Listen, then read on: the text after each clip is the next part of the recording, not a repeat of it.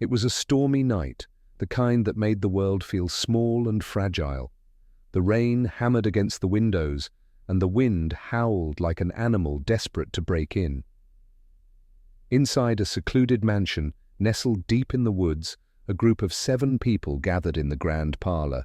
Eliza, the sharp-minded lawyer, Marcus, the brooding artist, Caroline, the shy librarian, Nathan, the ambitious businessman, Henry, the retired detective, Sophia, the charismatic singer, and Theo, the seemingly harmless historian.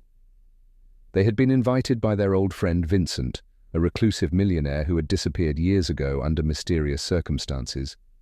Vincent's letter had been delivered to each of them just days ago, each one an invitation to a reunion at the mansion where their friendship had once bloomed. But there was one condition. Only one will leave with the truth. The rest will remain forever bound to the secrets I've hidden. The air in the parlor grew thick with tension.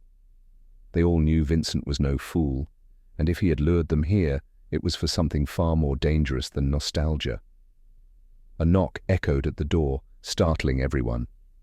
When the butler opened it, there was no one there, only a small wooden box, engraved with Vincent's insignia. The group exchanged uneasy glances, and Marcus, ever the skeptic, was the first to speak. "This is absurd. He's playing with us. This isn't a reunion, it's a game." But before anyone could respond, the lights flickered, casting the room in shadows. A voice, familiar yet distant, crackled over the intercom, the words chilling. "The game has begun." Suddenly, the room darkened completely, and then, nothing. In the silence that followed, Henry, the retired detective, stood up, his eyes narrowing. "Keep calm. Whoever is behind this wants us to be afraid. Let's stick together." Eliza, clutching her coat tightly around her, scanned the room. "You all received the same letter. We were all invited here for a reason. But who is the target?" Before anyone could respond, a scream pierced the air. The group rushed to the source, only to find Caroline, trembling, standing in the hallway. I saw him," she stammered, pointing down the corridor. "Vincent, he was standing right there." They all turned, but the hallway was empty. No trace of Vincent. "Are you sure?" asked Nathan, his voice laced with skepticism. Caroline nodded, her face pale.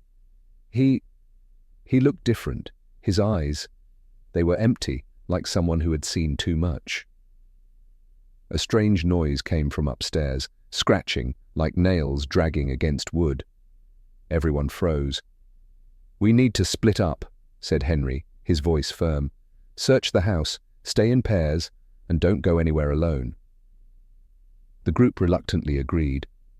But as the hour dragged on, the sense of unease grew. One by one, they discovered disturbing things. Eliza found old, torn photos hidden in a drawer, photos of them from the time when they were all close, but there was something off. They were faded, like memories beginning to crumble. Marcus stumbled upon a room filled with unfinished paintings, all eerily depicting the same face, their own faces twisted in anguish. Each stroke seemed to whisper their deepest fears. As the night wore on, the group dwindled. First, Caroline disappeared. Then, Sophia, her last known words were, "It's him. I can feel him watching me." One by one, they were picked off, until only Eliza, Henry, and Nathan remained. "We're not going to make it," Nathan muttered, sweat dripping down his brow. "None of us are leaving here alive." Just then, the lights flickered back to life, and there, standing at the far end of the room, was Vincent. His appearance was as unsettling as Caroline had described, his eyes hollow, his face gaunt. "You didn't think you'd come here and leave the same, did you?" His voice was a low, guttural growl. "The truth isn't something you can just find. It's something you must earn." Eliza, shaken but resolute, stepped forward. "What do you want from us?" Vincent smiled, though it didn't reach his eyes. "Nothing. Yet. You will understand soon enough." A gunshot rang out from the dark, and Nathan fell to the floor, blood seeping into the carpet. Henry, his gun still smoking, looked at Eliza with cold eyes. "I had to do it," he whispered. "You didn't think I would let you win, did you?" Eliza's breath caught in her throat. "You—" Henry stepped forward, a twisted smile playing on his lips. "It's always the one you least suspect." But before he could finish, Vincent raised his hand, silencing him. "No one leaves without paying for their sins," he said, his voice cold and final.